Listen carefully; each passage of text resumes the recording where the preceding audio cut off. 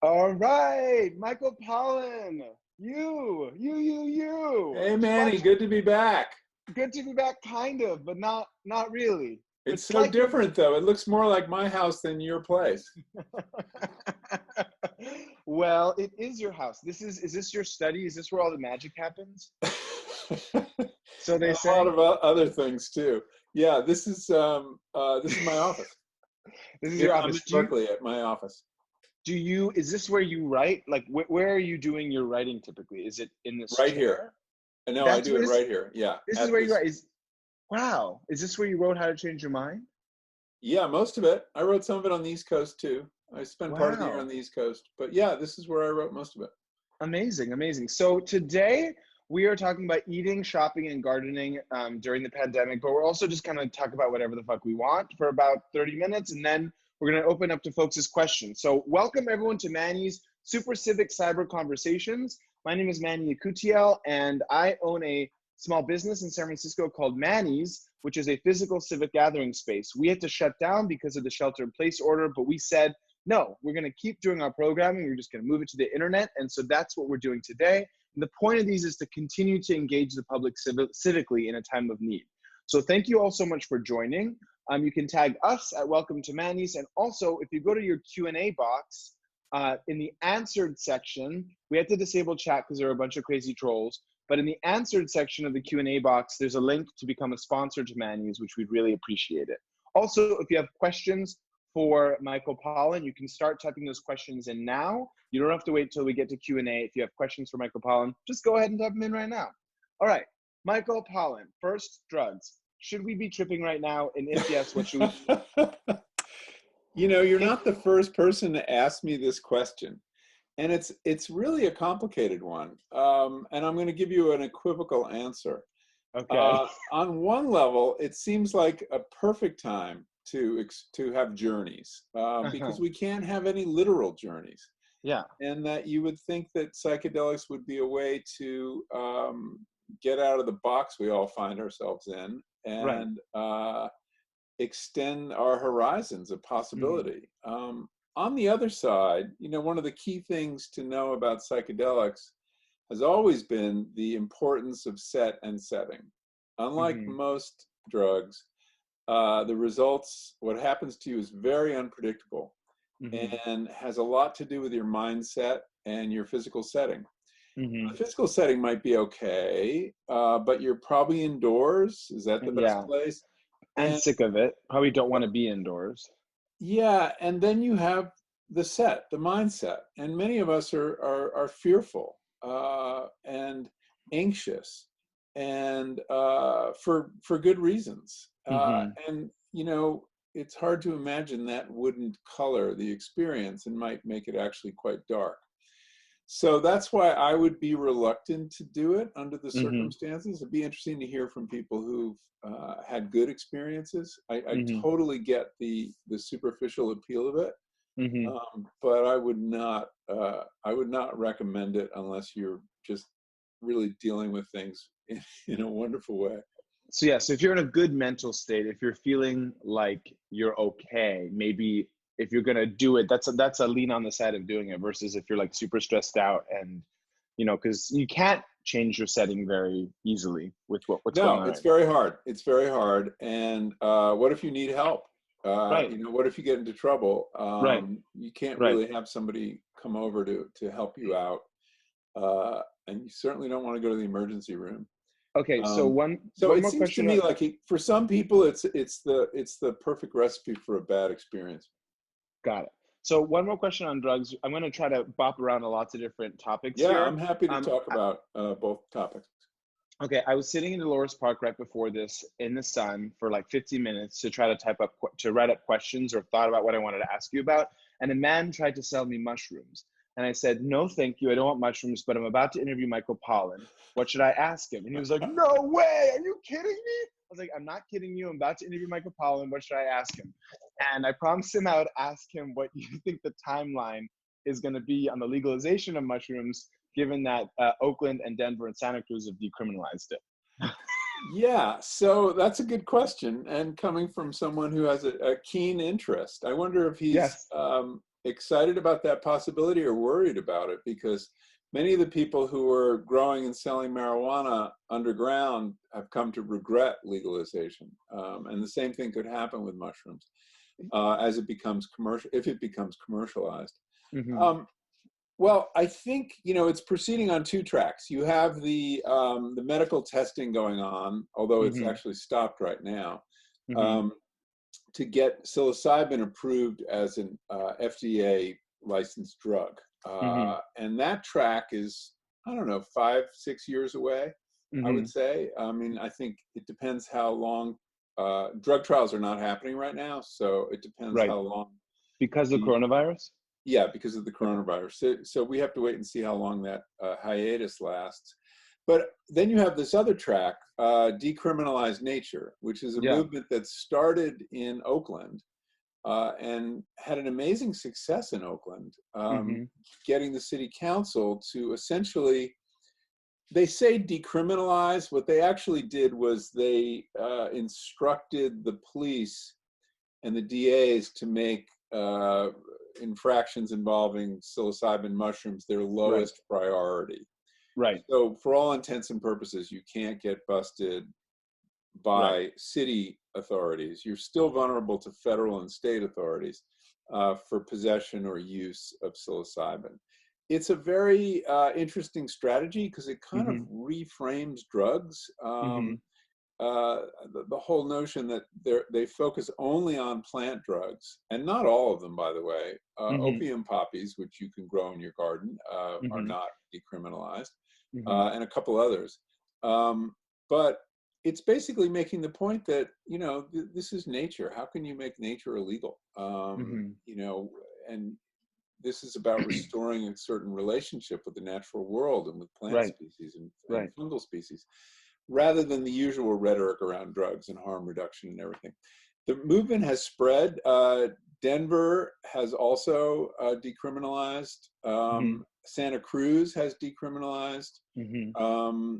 And it is about to come, I think, to the city council, or will soon, in Berkeley. Mm-hmm.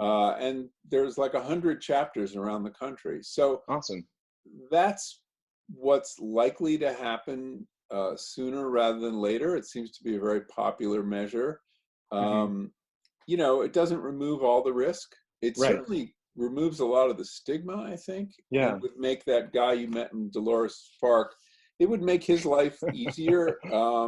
He It seemed does not thankful. provide for commercialization, though, at all. Yeah. He did seem thankful. Okay, let's get to your garden. Okay, first of all, Michael Pollan, tell me about your garden. Like, can you kind of visual? Can we visual? Because I know you're very proud of it, and you know you write about it, and you spend a lot of time in it. But we can't be. I can't come to your garden quite yet. But can you tell us about your garden? What's it like? Sure. Well, you know, I live in Berkeley, so I don't have a lot of land. So most of my garden is an enclosed front yard that we've got a wood fence with a couple gates facing the Mm-hmm. street. And Mm-hmm. behind that, we have a garden that's, I don't know, maybe 30 by 30 or so, 25 by Okay. 25. It's a Okay. good sized room, but it's not a big Okay. garden.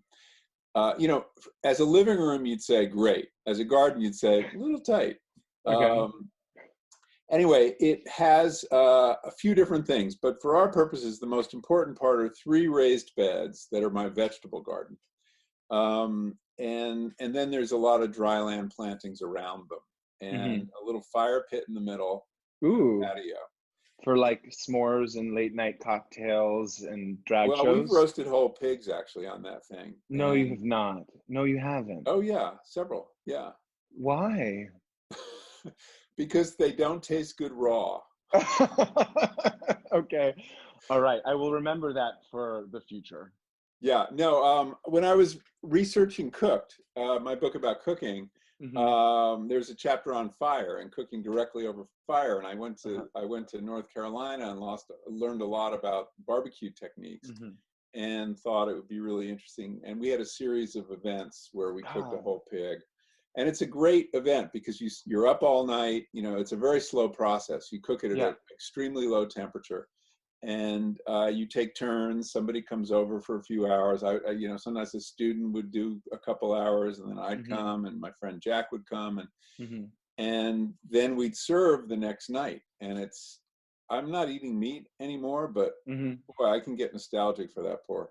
So most of us, okay, myself included, if you think land is tight in Berkeley, San Francisco, I mean, I don't even know anyone that has a yard. So is there any way to garden if you don't have a yard, or you just got the tiniest little baby yard? Like, I have a window outside my bathroom that I could, I guess, put a box outside of, but is it possible to garden Yeah, with small apartments? I think people do windowsill gardening, and there's some crops that are, make sense on a windowsill. Herbs for sure. I mean, growing basil on a windowsill. Cute. There's a little local company in Oakland called Back to the Roots that sells a whole lot of indoor gardening supplies, And you can get that mushroom online? kits, seeds, and also jars that are already planted with herbs and things like that. So I think you can garden just about anywhere except maybe like solitary confinement in a prison. If you have a windowsill, Okay. and preferably, not a north-facing window, a south or east or west facing window, you can do it. So my vegetable garden is not tremendous. Each of these raised beds is maybe 20 feet by 3 feet, but they're deep. So you can plant them thickly, and the roots can go down. And I'm actually in the process today. I was gardening right before we started, of ripping out flowers in some of my beds so I can put in more vegetables. I just think, given the situation we're in, growing your own food is, if you can do it, is imperative. I mean, this is Why? because it's the safest food you can find. You're the only one who's had any contact with it. Right. No one has to pick it. No one has to transport it. It's just you cut it and bring it in the kitchen. I guess, yeah. Okay. So is it a privilege? Yeah, it's definitely a privilege, but a lot of people do have some possible gardening, and you can grow a lot of food in a small space if you choose your varieties carefully. Okay, can I ask you about cooking? Because you've probably written more about food and food systems, or at least more people have read your books about food and food systems than most Americans. So now is a time where a lot of us are being forced to cook, those of us who don't cook, and we're thinking a lot about what we cook. So what should we be eating at home? What's like the best leafy green we should be eating? What's the best comfort food? Like, what should all these Americans, and I guess now I read today over half the world is staying at home. So what are the kinds of things that we should be eating and cooking right now, Michael Pollan? Well, it's really what you like. I mean, there's no ideal. All leafy greens are really good for you. I think that when you read doctors talking about how to strengthen your immune system to deal with the fact you may be exposed to this virus, it's really interesting to see that they all talk about eating more plants. Yeah. All plants have lots of antioxidants. All plants contribute to lowering the inflammation response in the body, and that's what gets people very sick on COVID-19, is their body goes into this inflammatory overdrive. So how do you calm that? Well, one way is eating a plant-based diet. Another way is reducing stress. I mean, I think that, anything we can do, whether it's yoga or meditation or Wine. I'm sorry? Wine, rosé. Wine. Yeah, wine. So wine, which is definitely one of my most important coping strategies with what's going on. In full disclosure, some people do feel that, at least in excess, it suppresses your immune system. So, there's some optimal amount where you get the stress relaxation, but don't get the suppression of your immune system. So in general, eating vegetables, I think people are really intimidated by cooking. And I found that I did a book that came out a couple years ago called Cooked. And the idea of this book was to explore cooking as a fundamental human activity that was in decline. And, we are the cooking species, right? There's no other species that cooks. And it defines us. It's the reason according to the anthropologists, that we have such big brains and relatively small guts Because of cooking?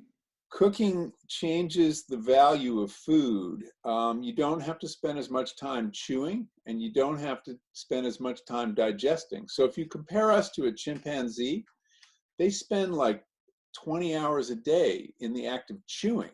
You know, you're not gonna, you know, you're not gonna That's a long time. you're not gonna create Notre Dame or write Shakespeare if you're spending Not 20 if you're hours a chewing. day. Not if you're chewing all the time. No. No. So when we learned to cook, which happens about 2 million years ago, I mean, even before we were Homo sapiens, Mm-hmm. this basically we were externalizing the digestive process Mm-hmm. so that the cooking breaks down the food to a certain extent. So we don't have to break it down as much, and we don't have to chew it as much. Mm-hmm. And we got all this extra energy because we weren't wasting it in digestion. And where did it go? It went to build these big brains. So we are the cooking species, and there is something that I think still speaks to us about cooking. I mean, you know, people gathering around the fire, the barbecue. So anyway, I was writing a book trying to celebrate cooking, and learned a lot about the different techniques, fermentation also, which is a form of cooking. But in general, you know, cooking vegetables is like really, I don't know that there's a bad one for you. I mean, I have to tell you though, Michael, it feels like I like cooking, but I get sad and lonely when I'm cooking alone. Like there's something about like, I mean, sometimes I can zen it out and I'll play some like Ella Fitzgerald, and you know, I'll feel good about myself because I'm cooking my own meal. But before all this, it was like I didn't like to cook alone because it made me sad. And now I'm trying to figure out a way to enjoy cooking without it actually being a social act. What would you say to people who feel the same way? yeah, I mean, you know, I think making cooking a social act is really important if you can do it. I think it removes the drudgery entirely. Totally. Judith and I cook together almost every night. We have a little island in our kitchen so we can both face each other while we're chopping. And Oh, no, don't tell me. Do you guys face each other while you're chopping? That is, do you have like matching aprons or something? no aprons. We don't That use would be, aprons. that's so cute. See, that's what I Um, want. I want a Judith. That's what I want. I need a Judith opposite me to chop with. I ain't got a and Judith. well, I think that's key. But you're not going to find one during the pandemic. Oh, I know, it's so hard. It's going to have to Dating, wait. we're getting But ourselves in you dating know, I don't know. now. I like cooking alone too. I mean, I do cook alone. I'm kind of that weird person that even if Judith's out of town or something, I'll still make a multi-course meal for myself, and I'll still light a candle and have a glass of wine and do the whole thing. I just, to me, missing a meal is just like one of the worst things you can do. Mm-hmm. And by Let's meal, talk. I mean, you know, something with intention and pleasure and sitting down and a Yeah, plate and a fork and a knife or a yeah. spoon. Let's stay on loneliness for a second. I was reading the New Yorker, and Jill Lepore had an article, she did a book review about the former US Surgeon General's book on loneliness in Today. And she said, "We hunger for intimacy, we wither without it." And it was all about how primates needed to be in social groups in order to survive. And so we have this like instinct about us that where we like instinctually need community, and how there's actually like a physical response when we are lonely and when we're without it. So I wanted to bring that to you and kind of ask you how you, one, if you agree, but also like where you see this like crazy instantaneous shift in human behavior, how you think it's going to affect the way we feel about community, and if you think there are going to be physical manifestations of kind of mass loneliness that might be occurring. I think there's going to be a lot of trauma. And that's not just from being alone, but it's part of it. But I think we'll be dealing with trauma for years from this event, as we do after a war. Wow. I do think that the solitude is and loneliness is. I mean, I haven't read that book yet. I know the author, and I've talked to him about that and the research around loneliness. And yeah, that's real. It's a serious thing. We celebrate independence and autonomy in this culture, especially. You know, the self-made man. Right. You know, independence seems like Right. the most but that's all bullshit. I mean, we don't, we don't do well alone. And periods of solitude are wonderful. They're necessary to many kinds of creativity, obviously. But I think the big experiment we're performing right now is, can you, simulate isn't quite the right word, but create a deep sense of connection that isn't physical. Yeah, So in other it's so words, interesting. how is this different than being live at Mannys? Oh, I it's have a not as feeling it's good. profoundly different. Oh my God, I hate it. Like all I want to do is like give you a hug right now. You know what I mean? And there's about 1,000 people watching us right now. And if there were 1,000 people watching the two of us have a conversation in real life, we probably would act differently. You know what I mean? You may not be wearing that sweater, though it's a fabulous sweater. You know what I mean? Maybe you would wear something else. Maybe we'd be more nervous. Who knows? Like everything's changed. It does feel weird. Like I'm having a conversation with my Well, there's computer also right this energetic exchange with people in the audience. Right. Like I'm not hearing them laugh when I say something hilarious. So I just laugh. I should just laugh extra hard, as if I'm laughing for 1,000 people. I listened to Bill Maher the other day, and he had the silliest laugh track. They really tried to calibrate it very carefully, but he kept making fun of it because he was uncomfortable with it. But it just did not work. But and there's touch. You talked about hugging, and that human touch. We're designed for that also. And and how are we its designed absence, for that? we suffer. Like more than other animals? Well, yes, there are other animals that are just as social as we are, but there are a great many that are much more solitary than we are. But we're definitely on the social end of the scale, and I think that is taking a toll. I mean, imagine if we were going through this without the internet. Let's say the internet breaks down in the next few weeks from overuse. It would be much worse. What would happen? As inadequate as this might be, it gives us a lot. We can make eye contact. Body language, can translate through Zoom and things like that. So I'm teaching on Zoom now, and that's been a really interesting experiment for me. It's definitely not optimal, but I can see I've got 12 students in a class, and I can put them all on my screen and see them and know when they're confused and know when they're falling asleep. And they could just put like a paper cut version of themselves on the screen, and well, some people do when they leave and they put up they have that still picture of themselves. I know that person's not in the room. All right, let's talk about coffee. I own a coffee shop. I love some coffee. I grew up watching Gilmore Girls, and they were constantly drinking coffee. So I feel like I'm a lot of us are coffee people. I'm a coffee person, and you just came out with an audible, like a audio book about caffeine. Can you tell me about your?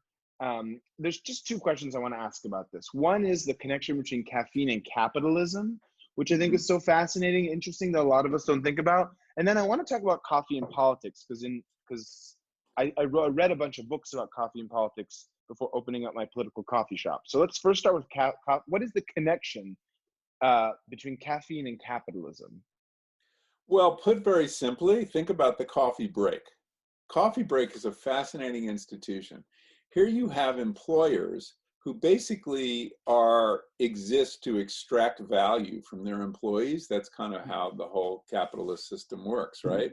People provide more value than they get paid for, and that's called profit. And about 100 years ago, some companies noticed in America that if you gave your staff time off and free coffee, you got more value from them.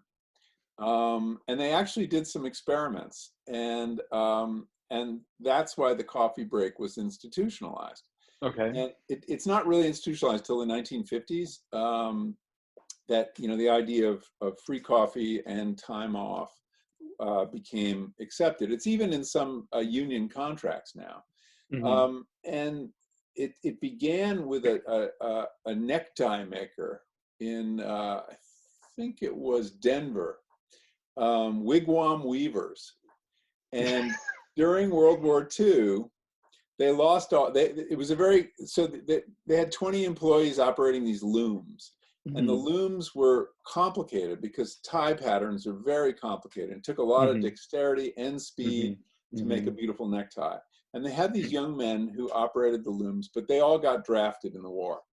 Damn. So they then hired these older guys, retired guys, and the ties looked like shit. They just didn't have the dexterity. Their vision was going, who knows. Then they hired women to do it.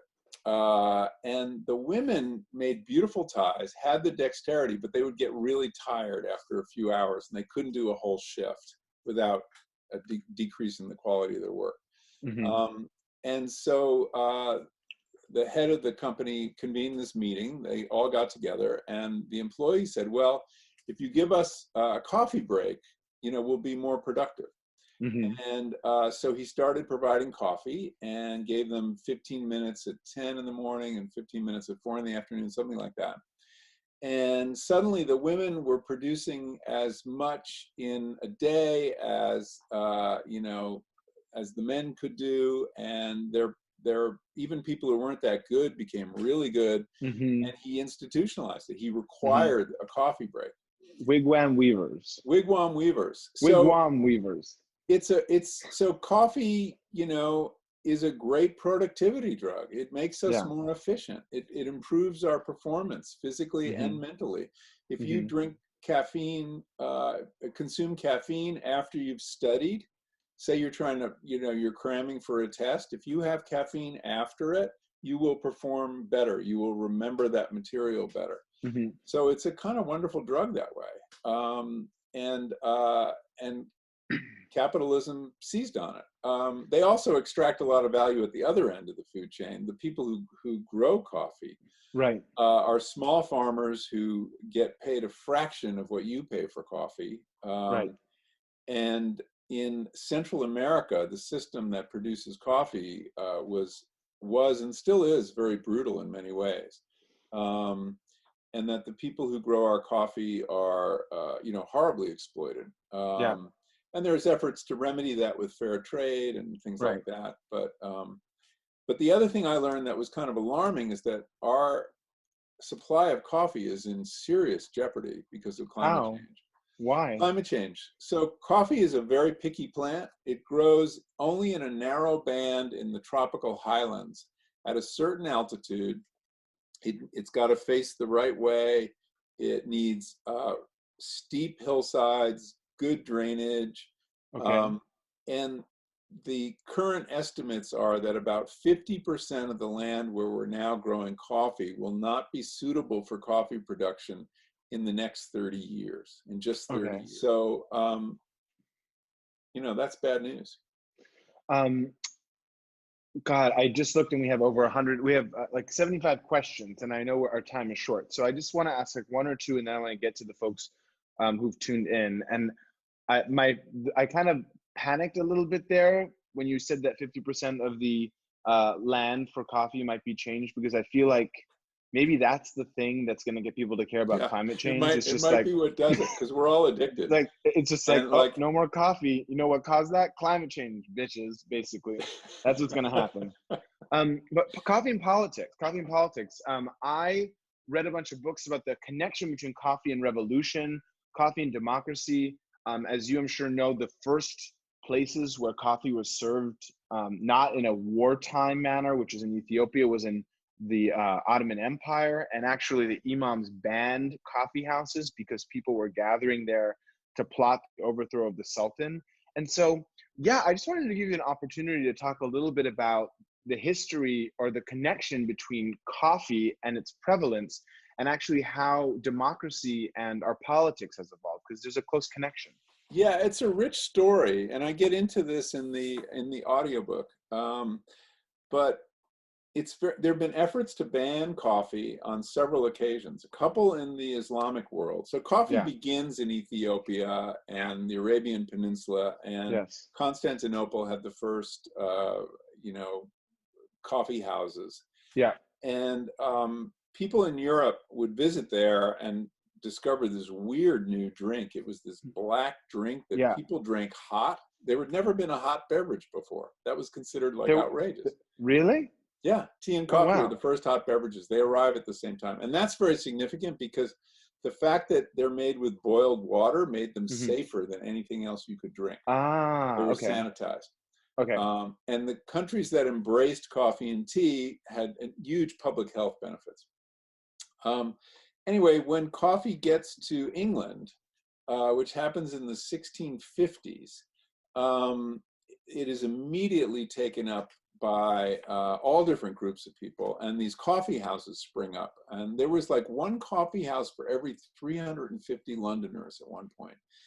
And these coffee houses were places people went to have conversations, not unlike Mannys. The penny universities, right?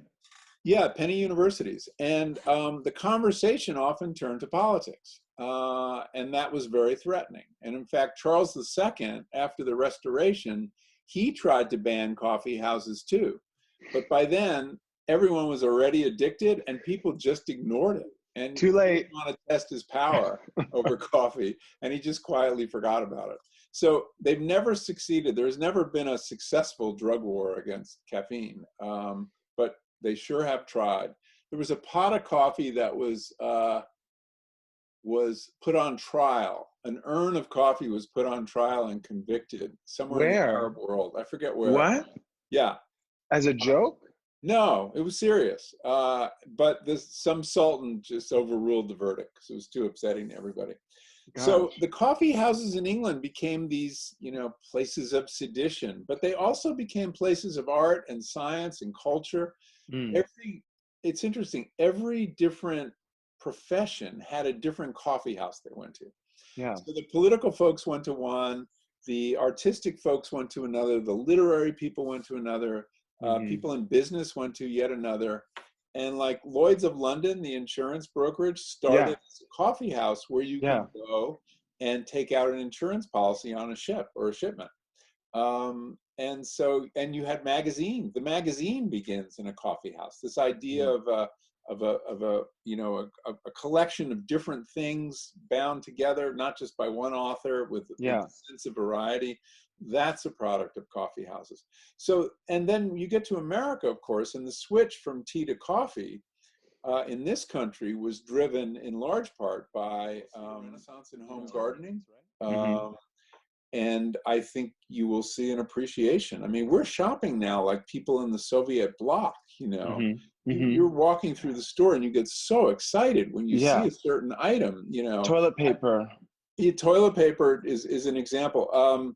Dried beans, there's a run on dried beans. And really? The other day, I managed to score some Rancho Gordo Marcella beans, which, I've been really eager to try.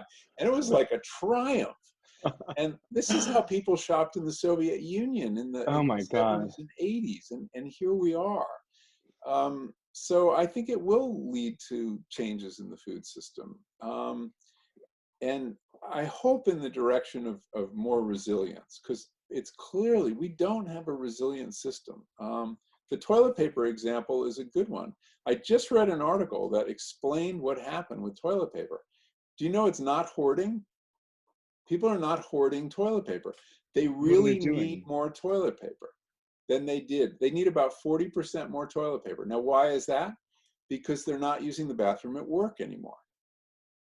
And the supply chain that supplies your place and every office and every gas station and every commercial space is a completely different supply chain, selling different companies selling a different kind of toilet paper. And that crappy toilet paper they use. Yes. And that supply chain can't start sending stuff to Safeway. Right. They're not set up for it. So our food chain, our whole supply chain is so brittle. It's so specific. It's brilliant in one way. There's no inventory. Everybody keeps tight inventory, just in time. Shipping, all this kind of stuff is brilliant in regular times. But when you want some give in the system, when you want some slack, forget it. And that's where we find ourselves. I'm getting a lot of questions, Michael, about what you're reading right now. Like what's on your reading list, and also how are you, what free time you might have now that you're not traveling, how are you spending You know, I'm amazed how little I'm reading. that? Uh, I just have not been able to focus on fiction right Hmm. now. Hmm. I want to, I aim to. I'm in the middle of a novel and kind of read a page or two and then kind of crash every Hmm. night. I'm always reading for research. Right Okay. now I'm reading this book, History of Mescaline. The You know, History of Mescaline. I yeah, like the cover. yeah, the cover's good. Pretty. By a guy named Mike J. Okay. For an article I'm writing about mescaline and peyote. Okay. So I always am reading a lot of things for work. I'm reading about, as part of this, about the Native American Church, and I'm reading this book, which is terrific, Ooh, and quite relevant actually. This is Chance. this Um, is Chance. it's The Shaking of an All-American City, a Voice That Held It Together. It's the story of the 1964 earthquake in Hmm. Alaska, which Hmm. destroyed Anchorage. And this woman who was on the radio and stayed on the radio for 3 days straight, helping organizing the relief and comforting people. And it really is about the expression of community during disaster. And Okay. in a way, it just happened to come out last week. It's by John Muellum, who a lot of people in your audience, I'm sure, know. He frequently appears in Pop-Up Magazine, writes for the New York Times Magazine. Um, and it's incredibly relevant to our moment. So anyway, so that's what I'm reading or trying to Okay. read. A lot of people are asking, which makes sense given the audience, if you think it's possible that this pause in our traditional productivity might have longer term ramifications for climate change, the environment. You know, a lot of people are hoping that this kind of reset might, um, you know, help us get re-energized in the environmental movement and have long-term ramifications. Do you think that that's possible? People are asking. I think it's possible. I think it's a little hard to predict. I mean, we are, one of the uh, silver linings of this is what we're doing for the climate right now. I mean, we are going Right. to see that Right. this year will not be a new record in greenhouse gases or in temperature increase, probably, Hmm.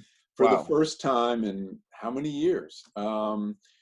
It shows that I think that, we can reduce our carbon footprint dramatically. But, my guess, I mean, I think the big question is, do people acquire new habits living Hmm. this way for the next few months? Whether it's hygiene or use of energy Hmm. or how they entertain themselves, um, or are they so bored and so frustrated by the new regime that they can't wait to go back to the old way of, whether it's wasting energy, not washing your hands, going to restaurants. And so, yeah, everybody's cooking, and people are learning about cooking, and I'm trading recipes with, members of my family, and Yeah. cooking things I've never cooked before. But will people continue, or just like enough of that? After World War II, that we had rationing for World Hmm. War II, and sugar and butter and eggs. And as soon as the rationing was lifted, people binged on all that food. Hmm. So I think the question is, whether have we learned new habits and we find them satisfying, and that Hmm. we're finding the most positive aspects of the way we're living now. Hmm. The sense of gratitude we have for our health and for the people and that of the people in our lives, the sense of gratitude we have for finding a beautiful avocado in the market now. Um, Or a can of beans. I'm sorry, yeah, or Or Rancho Gordo beans, whatever it is. Whether we hold on to that savor or just can't wait to revert. And mhm. I don't have a crystal ball. There's a tendency, I think, for lots of people who, whether they have environmental ideas or political ideas or public health ideas, to use this emergency to illustrate their fondest hopes. Hmm. And I'm trying to avoid doing that. That's probably smart. Um, hey, I know we said 5:45, but do we have time for two more quick questions? Yeah, sure. Okay. This one I just want to ask because I think I'm just interested to see what you say. James and Christine ask, do you have any recommendations for someone that is looking for spiritual growth and deepening a relationship with their partner using psychedelics? I don't just want a fun trip. I want to have a more of a guided experience, but psychedelics to, deepen the relationship. Well, I think most people in the psychedelic community would tell you probably that MDMA, which is not technically a psychedelic, but often is grouped with psychedelics, is the one that seems to be the most conducive toward communication between people. In addition to activating the serotonin receptors as psilocybin or LSD does, it produces a tremendous release of oxytocin, which is the love, called sometimes the love hormone. It's the thing that's released when we touch one another, when we hug, during sex, and it facilitates connection. It also leads people to speak a lot and very freely and say difficult things to one another. So that's kind of where that would be what, in another world, the doctor would prescribe. Got it. And the last question, I'm getting a lot of people asking, what is your next project going to be? What's your next book going to be about? Can you give us a little sneak peek just between, the 1,000 of us that are listening right now? Just pretend it's you and me. Well, in the short term, I'm writing a book of 3 short pieces about plant medicines, caffeine being one. A piece I wrote years ago about opium, growing your own opium, and this piece I'm working on about mescaline. And so it's going to be what is a drug? How should we think about this idea of criminalizing nature, and putting caffeine in context with these other things. We see them as very different, but they're not. They're all tools for one thing or another. So it's going to be a short book, hopefully out next year. But reporting has gotten very difficult. I can't go see who I need to see. I'm reporting on Zoom, which is completely unsatisfying, especially for someone you haven't met before. So we'll see if there's a delay in that. And then I'm working on a longer project, long-term project that'll probably take the rest of my life, that I'm not ready to talk about. What's that? That I'm not ready to talk about, he said. Oh, I'm sorry. I didn't hear that last part. I apologize. Yeah. No, I'm just superstitious. I'm not quite ready to talk about it. Is there anything else you want to say right now? Anything you want to just get off your plate? No, only that, ever since I met you, Manny, and came to, we had that wonderful night. We did 2 shows.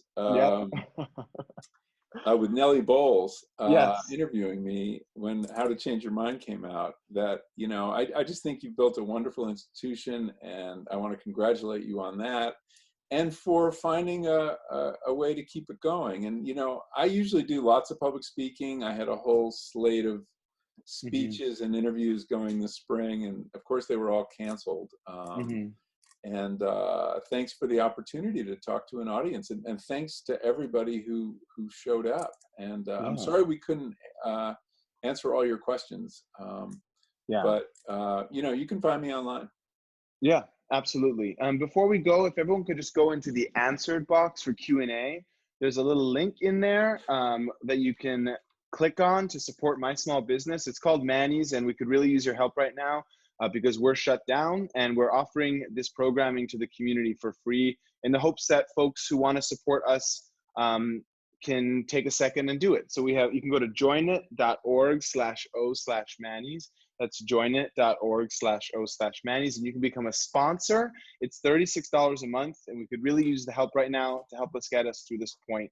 It would mean a lot for me personally if you'd consider becoming a sponsor of Mannys, and we appreciate you. More than that, we appreciate the opportunity to engage you civically. I appreciate you, Michael Pollan, for taking time out of your schedule to talk to our community. My not busy schedule. Well, okay. Well, maybe Judith wanted to cook with you, and she's waiting for you, and I don't know. Plenty of time. Okay. Well, thank you, Michael. Thank you, everyone. Please tag us at Welcome to Mannys, and Michael Pollan. You can find him. He's got a gajillion followers. You can find him on all the socials at Michael Pollan. and at Welcome to Mannys here. Thank you to Ram, Sam, and Jupiter from my team for making this whole thing work. And Shabbat Shalom to everyone. Shabbat Shalom. Shabbat Shalom, Michael. Talk soon. Thanks for doing Thanks. this. Bye-bye, Manny. Bye. Bye.